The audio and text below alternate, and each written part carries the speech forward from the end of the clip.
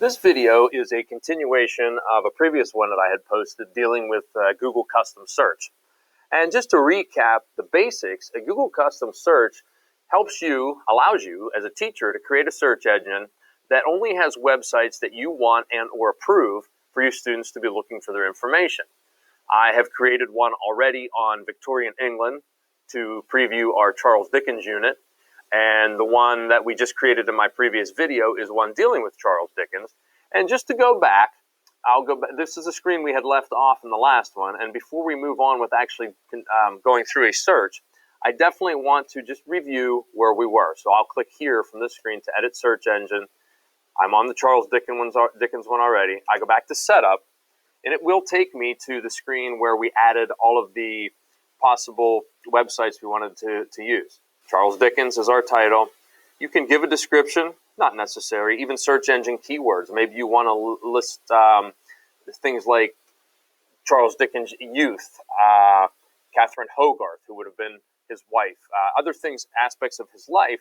I tend to prefer to do those when I break my students into groups and say this group's going to research this aspect of Dickens' life. This group will research this aspect. Sometimes I will use that and the Victorian England web search engines together, sometimes separate. It just depends on the year, depends on the class, what we're doing. So you can limit your search by certain keywords, but you don't necessarily have to. And once again, we came back down here to the websites that we added: dickensfellowship.org, biography.com, history.com, and britannica.com. So those were some things we put in. You can also limit by regions. I could change this to any number. Clearly, I could just limit this to things from the United Kingdom. Right now, I don't want to limit myself. We're not really doing an image search at this time. Language for myself right now, we're going to have English. And at some point down the road, I could either add, delete, or even filter my sites further. But for now, just for the basics of this site, having limited it to those several search engines, let me go back to that screen. If I want to view it on the web, I'll click Public URL. And the nice thing is, I could cut and paste or copy and paste this link for my students in an email, in a Google Classroom assignment, and know that when they click on it, that they're going to come to this search engine. And so, because this is my Dickens one, I'll just start simply with Charles Dickens. I'll hit search.